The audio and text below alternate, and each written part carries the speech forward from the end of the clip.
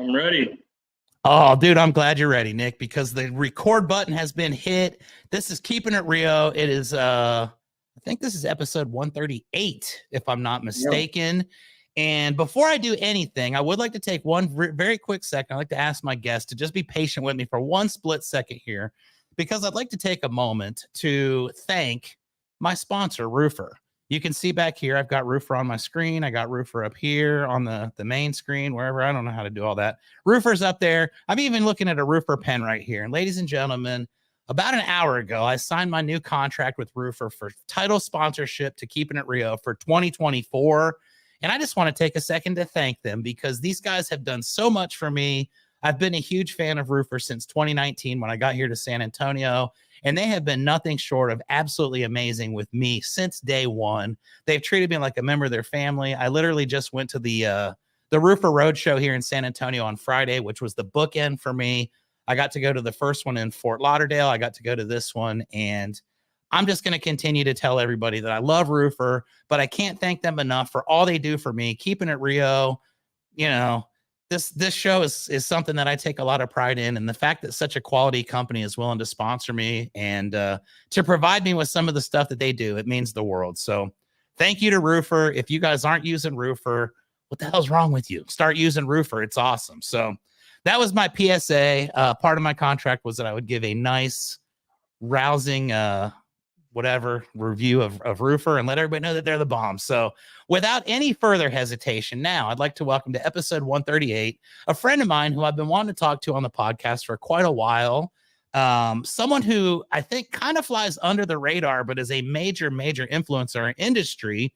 Not just our industry, but many industries, as we were just talking. And it is an absolute thrill to have this gentleman on Keeping It Rio today. So with no further hesitation, ladies and gentlemen, Nicholas Brock, welcome to Keeping It Rio. Nick, how you doing today, bud? I'm doing great, Chuck. Congrats on the new partnership. Congrats on taking over Rio Blanco again. And congrats to Roofer. I mean, y'all, they clearly align with a great partner, and everyone knows you love what you do. So kudos to you. Yeah, man, it's a match made in heaven, I believe. So super happy for that. I believe that at some point down the road, you and I are going to do business together as well, because I'm very intrigued by what you bring to the table. I think your service is something that a lot of people would probably be very happy to utilize, but they got to know about it first, right? So tell us a little bit about yourself, Nick. I know you're the CEO, and you are a very skilled expert in your area of expertise. So tell us a little bit about it, my man. What is it that Nick Brock does for not just our industry, but so many others? Thank you. Great words, Chuck. I do want to make the distinction. There we go. Oh, you got me? Can you hear me, I got Chuck? you now. Yeah, I don't know what just happened there. It was weird. Yep, loud and clear. Perfect. Well, yeah, I'm actually the director of business development, and it's actually my parents' company. So I was going to grad school at Texas A&M, gig 'em for the Aggies out there. And then COVID hit. I lived there for 10 years. I respect it. Heck yeah. So I was going to go into that career path. I loved it. I love servicing clients and kind of the relationship aspect of that industry. But then, like I said, COVID hit and we had to kind of change paths. So went into the family business, absolutely love everything we do. And my focus has just been on expanding our awareness and the reach of our services and really what we're able to offer our customers. So.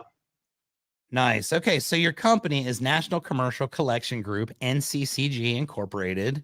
Tell us a little bit about what y'all do. Perfect. So really the essence of what we do is drive cash flow back to our clients without alienating their customers. And you and I know, especially on the roofing claims, that those can be difficult to do, or that mission can be difficult to complete. So really listening to these people, making them feel heard, getting down to the nitty gritty and really dealing in fact is one thing we do, but we do a whole plethora of other things. We have a lean management department. So that's our lien team. We file liens all over the country and know the laws so our clients don't have to deal with the headache of doing that. And we also offer consulting. So typically we'll help our clients clean up their books and then instill stronger processes.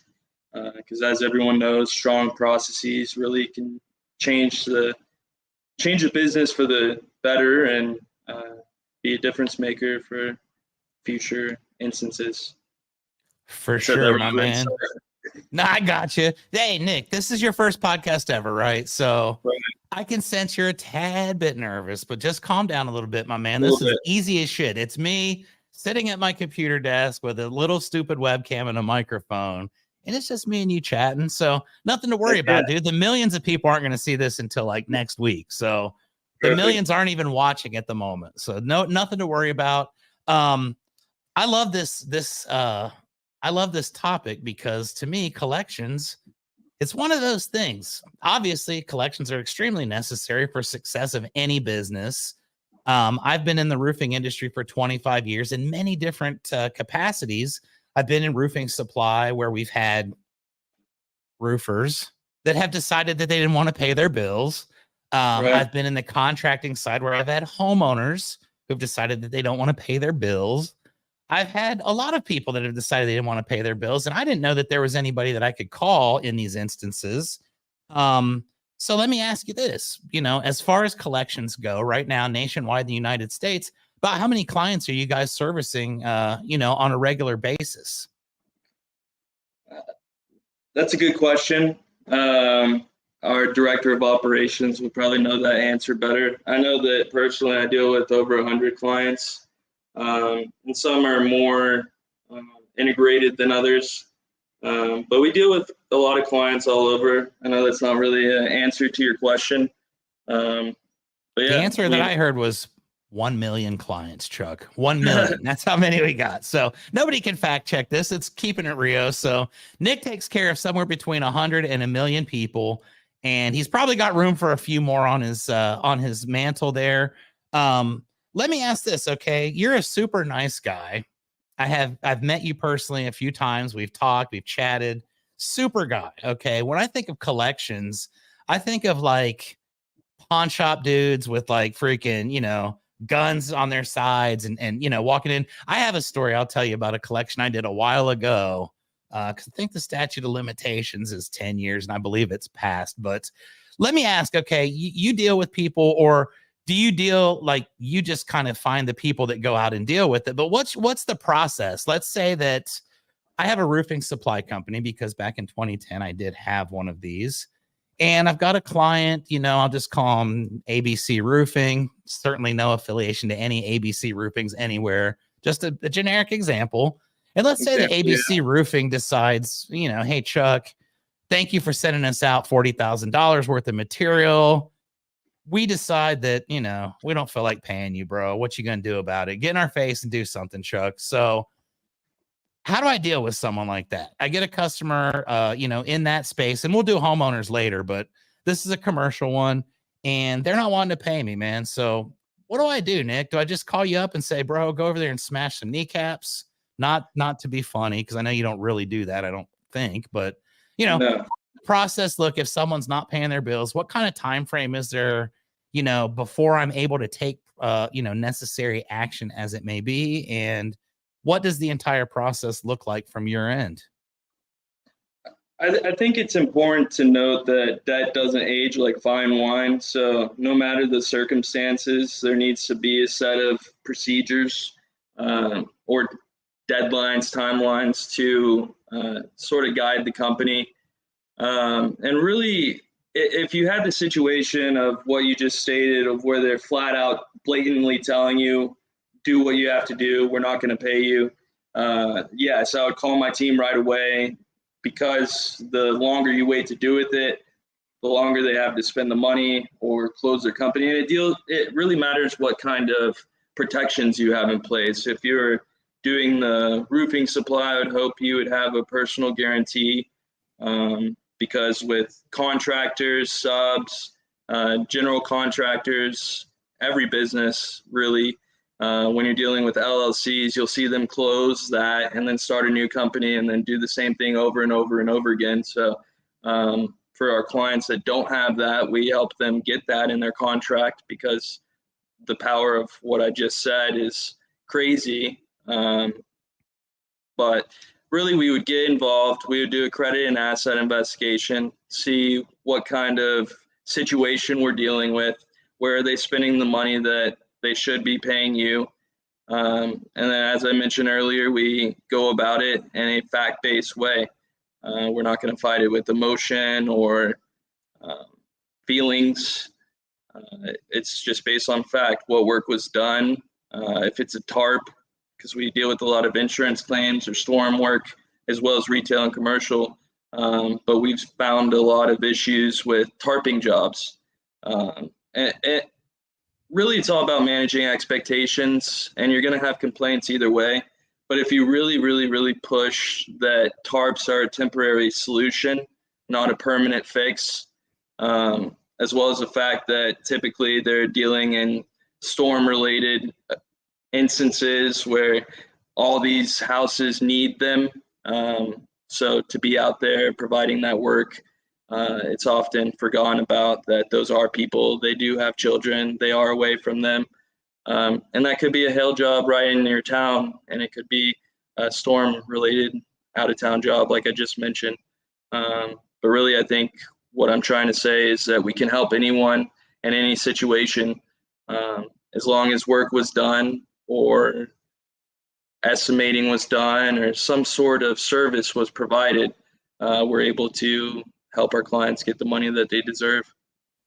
I love that, man. And that's something I've had to deal with in the past. You mentioned tarps, and it's like, dude, I hate doing tarps because it's a crapshoot. You're probably not going to get paid for it. You're doing it as a service so you can, hopefully get future consideration from a homeowner that you just met. Right. I've had many instances where, you tell the homeowners, hey, this is mitigation. It's going to be covered. If we take care of it now, we could get it supplemented on the claim. People don't want to hear that. They definitely don't value the roofers for what we do, or for the fact that we're up there, like you say, away from families, putting our lives at risk. But with insurance claims, you kind of struck something here in my head. I've had a lot of these. Well, no, I haven't, but I've seen a lot of these. I feel like I've been very blessed because I'm pretty straightforward with people, and I explain the process thoroughly before we enter it. But I know a lot of people in our industry aren't, and they leave some of these details out of the way, like, hey, this next check from the insurance is going to come to me. Like, when you get it, you just need to call and give it to me. It's part of the job. Right. I know a lot of people that have had problems with collections on depreciation over the course of time. So let's just say that you've got a hail claim here in the state of Texas, the lovely state of Texas, where all kinds of crazy things can happen. You get a homeowner who signs a deal, and I know a lot of contractors just write in the thing, for the insurance proceeds, or don't even put a solid number down because they're going to supplement and they're going to have something, more on top. And I think that's where a lot get in trouble, is explaining that. But how many of these do you see where, a contractor says, look, we did all this, we did the work. The homeowner says they don't owe us anymore, and they think that this is theirs, or they're not going to give us a depreciation check. Going after a depreciation, what kind of a process is there to that? Because obviously there's a third party involved with either, Allstate, State Farm, whoever. How does something like that work? And is that something that's prominent? Because to me, I feel like it would be probably your bread and butter, honestly, is like homeowners not wanting to pay their second check. But what's that look like with an insurance process, and how do you guys go about getting that money to the contractors if the homeowner's being a little bit of a stick in the mud, so to speak? Right. It's definitely a multi-pronged approach. And I want to say that it's not always just homeowners being difficult. One, sometimes life throws you curveballs, and you would think that you're rightfully owed that money through the insurance, as we know. But stuff happens, and things are going to happen that are off what you expected. So having the solution there, or at least knowing to expect it, not in every case, but that's where we point back to the time matrix. And on all construction projects or suppliers or subs, where liens are warranted, we highly recommend filing them, whether it's internally or utilizing someone like us to do them for you.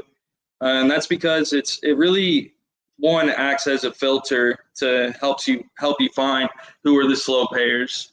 And sometimes the slow payers, as we all know, are the insurance carriers themselves, or maybe the mortgage company got the check. So it's not just homeowners being difficult. I'm dealing with a lot of cases right now where it is the mortgage companies, or it is a lazy desk adjuster, or an insurance carrier, whatever, and people in the industry will know what I'm talking about.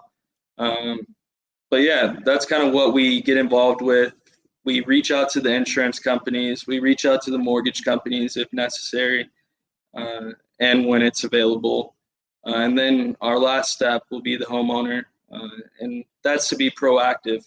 And that's because we gather the evidence as we go, and we know, okay, maybe the check has been sent out, but it hasn't been deposited. So maybe we need to get it reissued.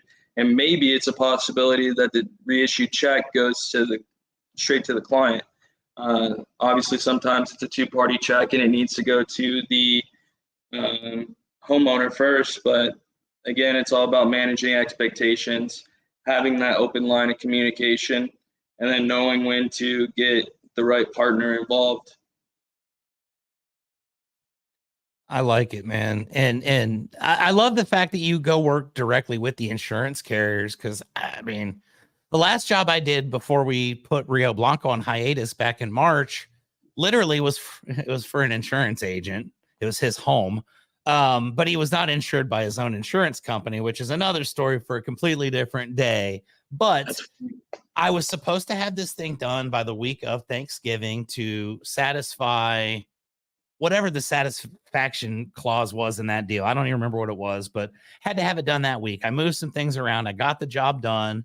We've no issues. It was a 1-day job. My guys were in and out. It was perfect. 5-star review. Everybody was thrilled. I didn't get that check until the end of February. It was almost 3.5 months. And there was no reason. It was just like, yeah, whatever. Yeah, we'll send it tomorrow. Oh, dude, we forgot. So I'm sure you're probably seeing a lot of that because it seems to be the way things are trending now. So when you make that call to the insurance carrier and ask them, hey, what's up? Where's the money? How do those conversations typically go on your end? Because for me, it's always a major pain. And I'm always having to argue with people, and I'm always having to explain why they should be paying me the money. And there's always a million different hoops for people like me. I'm not an expert though, and I think they probably realize that. So when you call, or when your team calls, kind of outline what one of those calls looks like, the information that you're allowed to share, the information that you do share. Is that, I mean, I don't know. You're probably not susceptible to UPPA because you're not a contractor. So how does it look for the collection process on your end, and to what lengths are you able to go to take care of the needs of your clients? I mean, we can really do anything necessary, obviously within the confines of the law and regulations and FDCPA and everything else. But in terms of keeping our clients in the loop, like in terms of settlement, say there was something that was in the Xactimate that wasn't actually done, like interior work or whatever it may be, there is obviously a reason to take less money because you didn't do that work, So if there was a situation like that, we would go with our client. But really what we are is a gatekeeper. And I don't know if I'm breaking up because it seems a little glitchy. No, But you're perfect.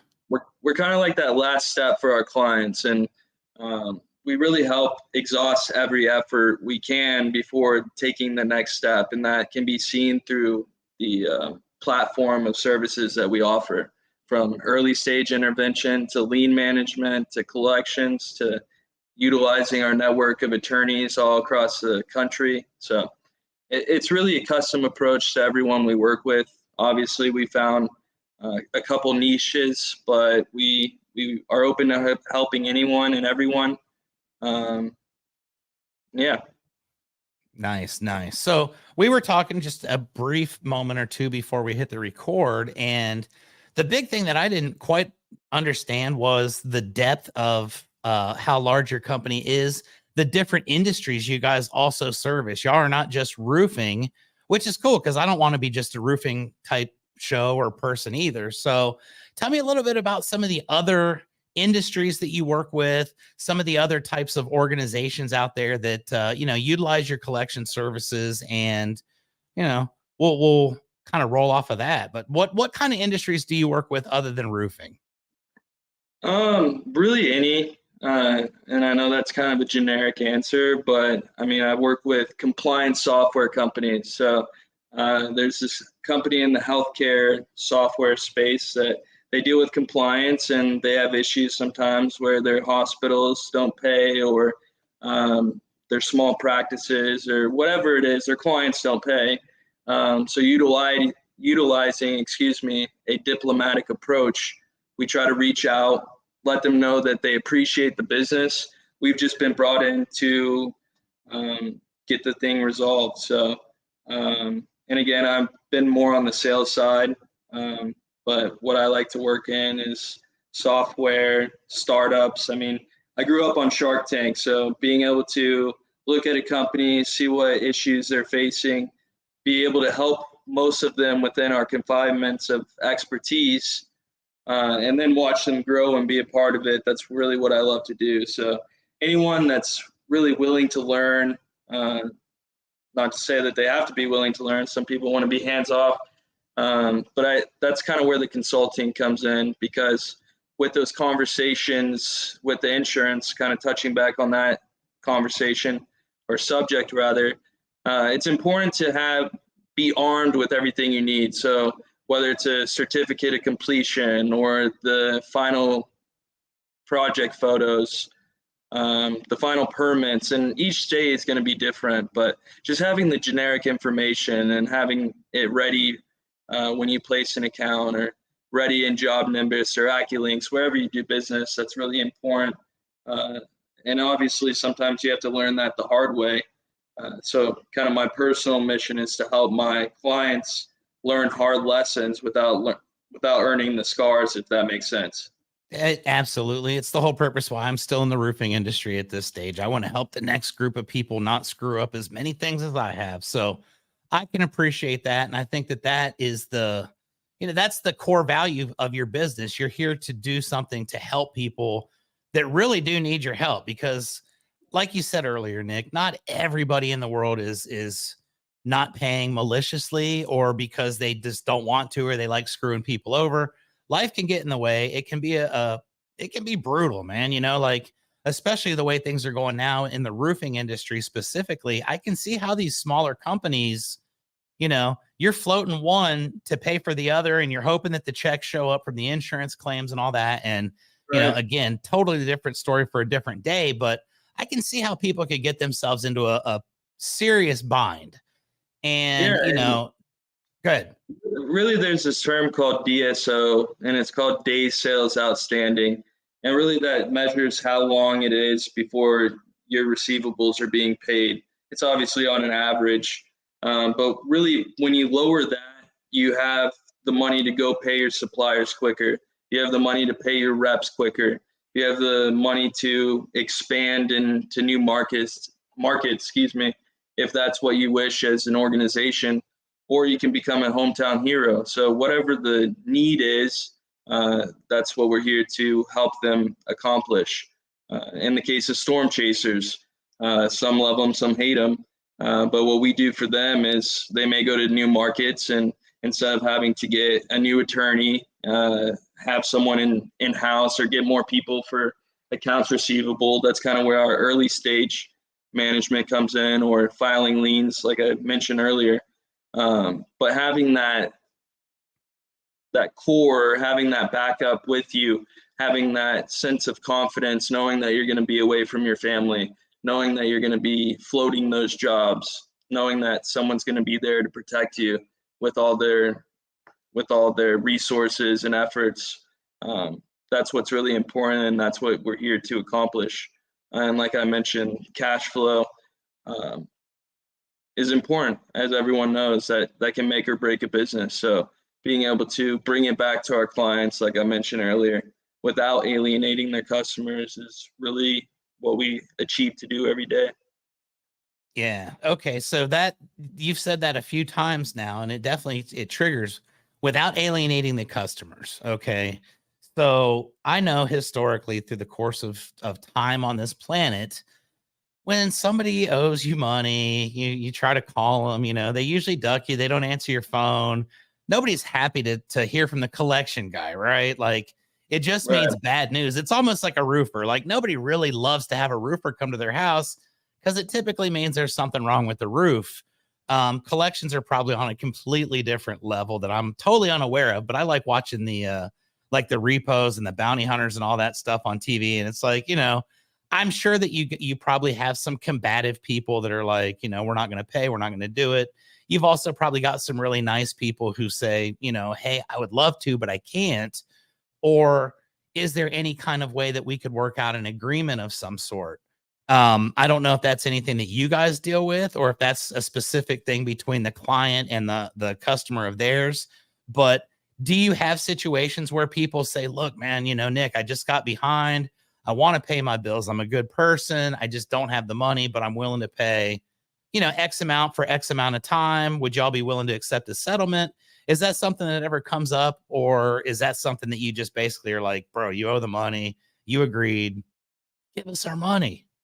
I mean, it's going to be different with every client. At least from our perspective, we're going to, again, come at it from a fact-based standpoint. So, like I mentioned earlier, we do the credit and asset investigation. So if they're saying that when they're sitting there with a 700 credit score, then it's probably not true. And obviously, life throws you curveballs. So if it makes sense, then there's situations where we would urge our clients to do it, because that might be the most that they're able to get at that point or any point. And it's important to know, like I mentioned earlier, that the quicker that you are able to resolve these situations, the better it's going to be for you. Because if you have to go to court, then you're looking. I mean, during COVID, I remember I had clients that were waiting 2 years even for a court date. So the fact that you have to wait that long and then go through the delay, and then get to a point where you get a judgment, and then that's kind of like a worthless piece of paper. And then just to touch on what we do, at that point we would have one of our receivers kind of take it over, so that it's not just a worthless piece of paper. But we don't really take those on unless we've seen it all the way through, because then we know it was done right. Everything's there, and that's kind of how we built our relationship with our attorneys, or some of the finance companies we utilize, because we're able to vet those people. And it's mostly commercial. Not that these insurance claims are the first time we dove into consumer collections, but we really try to stay out, just because commercial is everything we've always known. And it's just better that way. That's our expertise. But really, I stumbled upon a roofing convention. I fell in love. I met a few people that would open the doors of opportunity for me to see how these operations operate at large scale. So Pretty I've really amazing, tried right? to I've really tried to learn like a roofer. If I'm helping a roofer, I try to go and learn like a roofer. Like a couple of weeks ago, I was at the Atlas shingle event, and I don't use Atlas shingles. I am not a contractor. My clients do, and they're a great company. But I learned some great stuff that I'm going to be able to teach my team or use in my experiences. So I think everything leads to another, and over time, we'll just be able to help more and more ways to our clients. Yeah. And that's the ultimate goal, is to help as many people as we possibly can to keep things moving. I really appreciate that because, like I said, what you're doing is that's like the job that most people don't want, right? Like nobody Right. likes to call and ask for their money. I know sales reps. I had sales reps in my own company that were afraid to call and ask for the final check for whatever reason. Like, oh my gosh, my money. And it's like, dude, how are you going to get paid if we don't get paid? I don't understand that concept. And I've had to let people go because of the fear of asking for it, just because it's I guess typically considered a confrontational type experience, which I've never felt that way. I mean, one time I had a guy that was fairly confrontational, but for the most part, it's like, look how beautiful your house is. Look at this. It's awesome. You're happy. Everything's great. You sign the paper saying it's perfect. Just give me the money and everybody wins, And I think a lot of people are just, they're afraid. But you bring in a completely different animal with commercial. So I don't have a ton of commercial experience. I always felt like commercial work was safer because, you've got corporations and stuff that tend to have big bucks. The fact that a commercial collection deal would even really be a thing kind of surprised me a little bit. So tell me a little bit about the commercial end.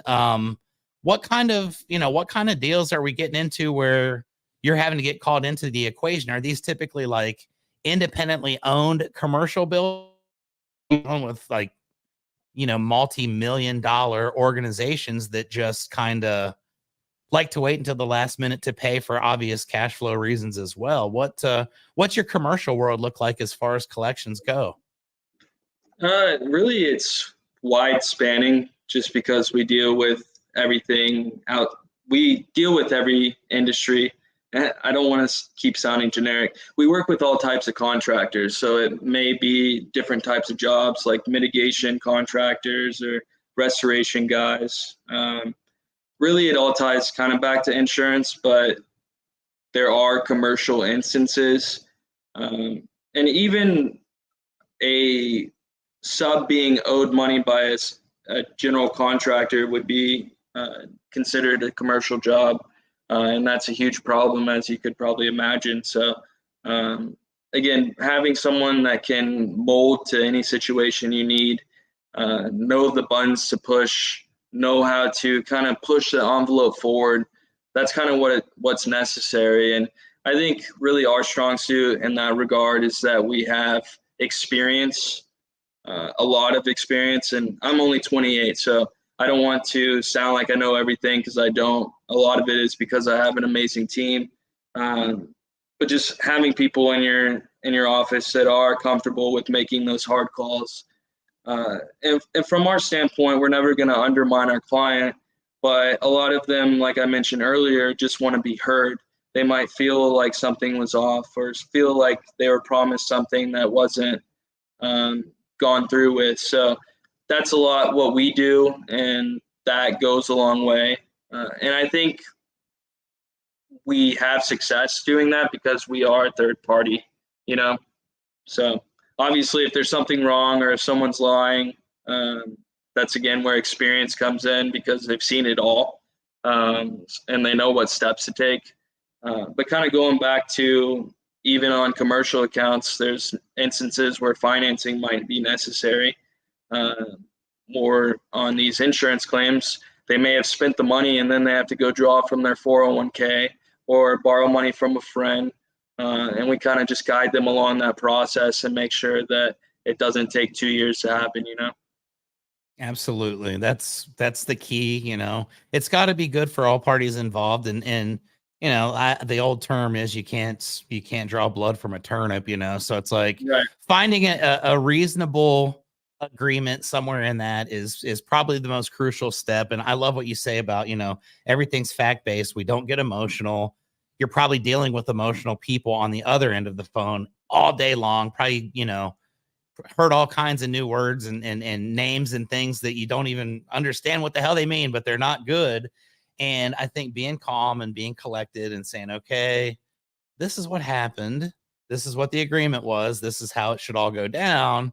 I think that's probably hugely beneficial. I've seen people do collections completely different than that. And I will tell you my story real quick. So back in Charlotte, I had a roofing supply company back in 2010. I know that the statute of limitations has got me clear on this, because I know this couldn't be super legal how we collected this, but I'm telling a collection agent this. I had a guy, I won't name him, but he was a customer of mine. He had a small roofing company. and I will focus on small just in case he does watch this at some point. It was a tiny little roofing company. But he thought he was a pretty big time guy, and he had some other business ventures, which were also kind of sad, but he was proud of them, and he was a big shot, and got behind on his material bills with the roofing supply company. Got the nice notice, hey, we've got an intent to file a lien. We're going to have to, probably get some of your clients involved in this, and they're going to know that you didn't pay your bill and yada, yada. Well, he had one of those responses, basically, go blank yourself and good luck. And, I don't even care. I'll just file bankruptcy and all these things that dirtbags say. Yeah. His name was Tyler. That was his first name, just in case there's any question. And he said, do whatever you got to do, bro. And to me, that was an invitation. So I had a buddy. He was a licensed bounty hunter, and I assumed he was a licensed collection agent. Didn't think to ask that question, but he was also a delivery driver for my supply company. And he was one of those dudes that I wouldn't mess with, even though he was a super nice guy. You could just sense, this dude gets mad. You're probably not going to be happy with the outcome. And he came to me and said, hey, man, I know where that guy's at. How much money does he owe? It was like 15 grand. It was a pretty decent little amount of money that we needed. It wasn't going to kill anybody, but we wanted it. So my driver went to eat lunch at this gentleman's restaurant that he was bragging about owning. And I'll be damned if he didn't run right into the guy right there in the middle of the lunch crowd and have the whole deal going on. And I'm not sure what words were whispered, but my guy came back with a check for 15 grand. The dude called and said, if that ever happens again, I'm going to call the police and I'll never do business with you again, which was my desired result. So it worked out, but I can understand that that's not the most fun thing in the world to do. And you have to be a little bit crazy to go, walking in trying to collect. But it brings me to the next question. Actually, I do. I have something before this final question I always like to ask. The final one usually is detailed and takes a minute, but you mentioned subs not getting paid by contractors as being considered as commercial collections as well. This is something that in roofing, especially, a lot of sales reps have a tendency to, I don't want to say claim, because a lot of them really have honest, legitimate, true claims to money. But some of them make up stuff, and some of them kind of forget some of the details, like, I didn't see the job through to completion. I didn't collect the final check. I didn't do X, Y, Z that I was supposed to. And then they feel like they're getting ripped off, and they tell everybody how, so-and-so screwed me, and they don't pay their sales reps. Is this something that someone who feels that way could call you and say, hey, ABC Roofing paid me only, $1,200 when I feel like they owed me $75,000. And I want you, Nick, to help me get my money. Is that something you deal with at all? Or are you more like, forget it, that's on you? I'm working with legitimate companies that, again, can deal in fact, and it's not really worth your time. Is that anything you've ever entertained, or would you ever entertain helping scolded salespeople? Honestly, in better words, I say I'm sorry to hear what you're going through. I don't think that we would be a right fit for this situation. But again, it all goes back to the facts that they would have to have some sort of substantiation of their claim. They can't just throw numbers out there. There has to be a contract, or at very least texts and emails. Obviously, as people are working with us over time, and that's what's important. Obviously, if I meet you today, you're not going to know everything that you need to know to properly navigate these situations. But a lot of it is fought in the contract. So if you have the ability to recoup debt collection fees, attorney fees, interest, obviously going back to DSO, the longer the money is out there, you're not a free bank. So you at least want to be able to charge interest. And if it needs those escalatory measures, then you want to be able to charge that. So really that's a very important piece of documentation. And that's really where people obviously have to learn the scars the hard way, But the people that are willing, that come to me and say, hey, how do I make sure that I'm doing everything right? Or, hey, can you train my team? I know that we are having good intentions, you know, but we're just not saying the right things, or our process is sort of lacking, or we may just be waiting a little too long. That's kind of where I'm never going to turn away anyone, and I want to help them, but they have to be willing to change. And again, the contract's very important. So. Yep. And I think in our industry, roofing, especially here in the state of Texas, I mean, I've seen contracts that, you know, have been written on napkins at restaurants before, and you just know that's probably not going to work out for that guy at some point. But some people are old school, and it takes getting burnt really hard for that to happen. I myself have chosen to go the other route and just make sure everything's written in and that there's no questions asked about what happens if this doesn't happen. And, you know, I think, like you said, expectations are to be set on the front end, and not all expectations are easy. I think some sales reps have a hard time with that. I think some people are just difficult, which kind of brings me to my next question for you, Nick. And this is my favorite one. I always love to ask people, anyone that's in service industries of any sort that deal with, you know, contractors, deal with the public. We've all got stories, right? Like I told one on Lee Hates podcast about, I had a nude teenager standing this close to my face as I was signing a deal with his mom to do the roof. That wasn't my favorite story, but it's the most unusual one. So you've got probably a multitude of different ones that, you know, different excuses, different reasons why we can't pay. What is your number one? Okay. Throughout the course of time, your family business, you guys have to have this one where it's like, never again. We screwed up. We shouldn't have dealt with that person, or that was just the biggest nightmare. Or on the other end, I thought this was going to be terrible, and this person actually ended up being amazing to work with, and I'm so thankful that they were. What's your best experience that you've come up with at this point in your career, or the most memorable that you know, just kind of sticks in your head, and it either makes you, you know, hope that the next day is better, or thankful for what we're doing every single day because it's awesome? Absolutely. I try to be positive, but I also try to be realistic. So I want to try to think of this question in a positive light. So I'll go about it and seeing how we've been able to, or a situation where we've been able to provide a lot of help for our clients. And obviously, off the cuff, it's hard to think about that one situation where it's helped the most, or it helped me sleep better at night. But I think through perseverance of my team, of myself, and everyone involved, there was quite a large claim to the tune of $200,000+ that was done on a church. And this church had been saying they're going to file bankruptcy. They're going to file bankruptcy. So a lot of times people would believe them, you know, because that's a very common threat. And as we mentioned earlier, they can just close that and create another one, or just close that and deal with the repercussions, you know. But it was over 200,000, and kind of where it turned positive is that this guy really opened up, and through the agent dealing with the account, he was able to overcome the obstacles that he was dealing with. She guided him through getting the funding, I believe, to get out of bankruptcy, or get out of the threat of bankruptcy. And now we're focusing on funding to get the balance paid. So that will be beneficial for him, the debtor. It will be off his back. It's a worry that he doesn't have to worry about. And as a religion, I won't even go there. As a person who wants to pay their bills, as a church leader, they want to get it resolved. So, and then from the client's perspective, not only is the company able to take that money, almost 2 years later, we got involved with it really late, and that was a huge part of the problem.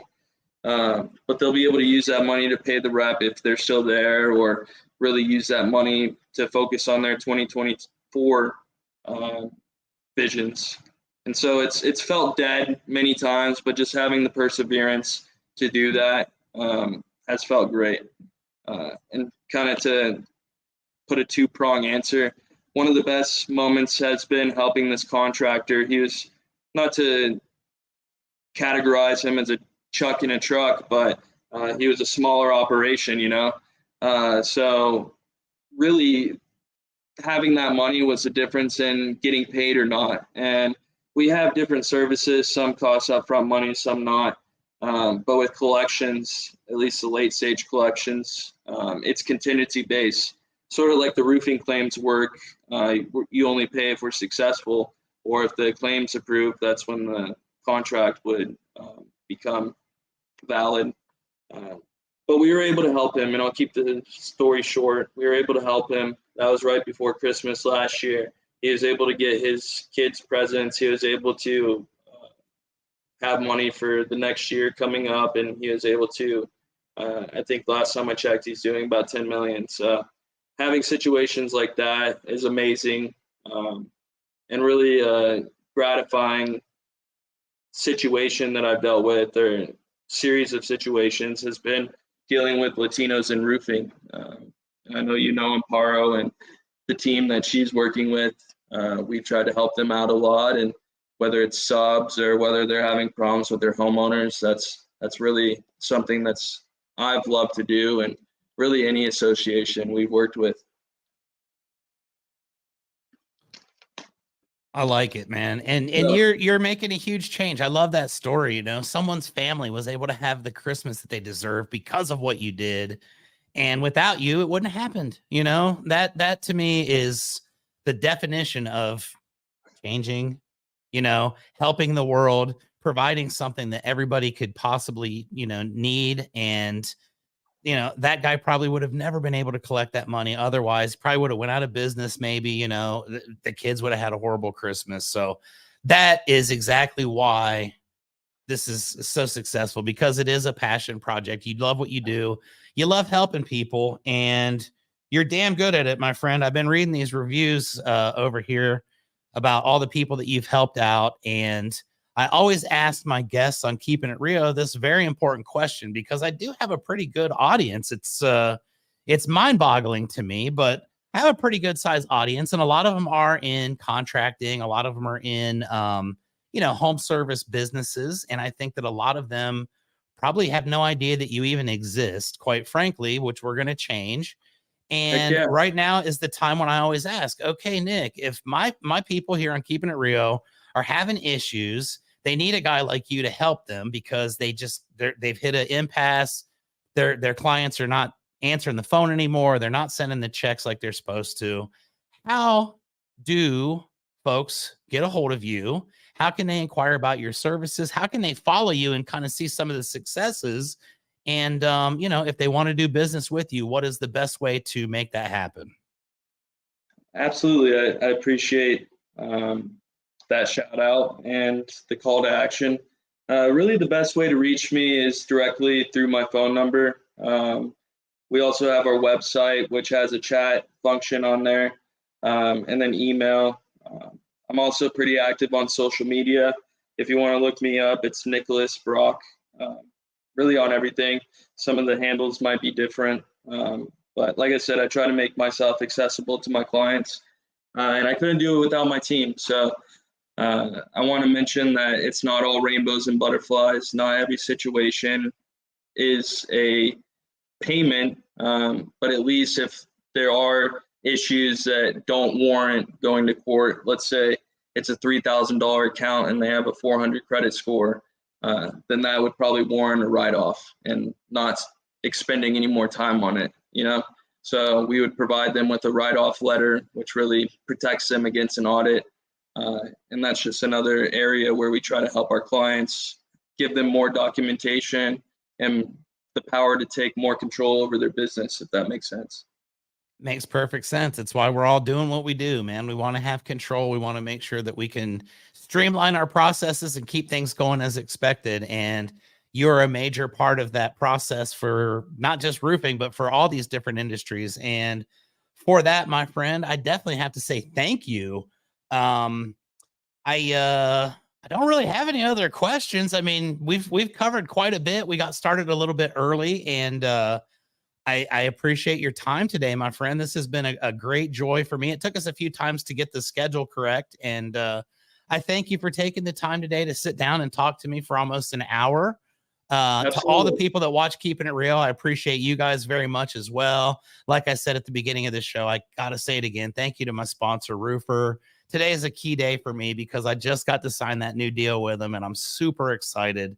They're going to help take my roofing company to a different level as well, which is exactly why we partner up with people. So, Absolutely.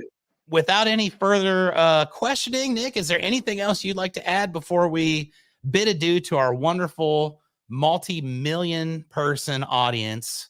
Now I can tell you that, you won't be scared or nervous anymore. But Heck yeah. before it's all said and done, millions of people are going to see this episode. I promise. Millions. Well, that's important because I want to help absolutely everyone we can. Don't hesitate if you have questions to reach out to me. If you're dealing with a situation, you just feel so overwhelmed, even if you just want to talk about it, give me a call. I'm only 28, but I've learned a lot of things in the last 3 years dealing with roofing companies, and we deal with medical equipment device manufacturers. So any situation, I've probably seen it or my team's seen it. So definitely reach out. If you need to utilize liens, contact us. I'm actually starting a new company coming up, and I want to launch in the next quarter, but it's Toolbox Enterprises. What that will do is it'll allow contractors, suppliers, and everyone else involved to utilize one of the greatest tools in their toolbox, which is the mechanics lien. So it's basically taking our proven process and turning it digital, because people don't like to have to deal with sales reps or deal with other people. So we want to make it easy and accessible for our clients. So keep an eye out for that. And then also utilize our insurance claims recovery unit. That's something that we're about to roll out. It's important to have someone that knows what they're doing deal with these, so you're not having to wait 1, 2, 3, or even 4 years to get paid on these. So I'll end on that. I appreciate you having me on today. Congratulations to you and all your efforts. I can't wait to see what you do with Rio Blanco and how you apply the great tool, which we know is Roofer. So we're going to have a lot of fun with it, Nick, and I'm going to work with you at some point. Hopefully it won't be to collect a ton of money from a bunch of deadbeats, but someone's going to get me at some point, and I know exactly who I'm going to sick on them. So I appreciate you taking the time. Nick Brock, thank you. Thank you to everybody for watching Keeping It Rio today. I always end with the world's cheesiest tagline, which is keep on keeping it Rio. Until next time, everybody, enjoy this episode.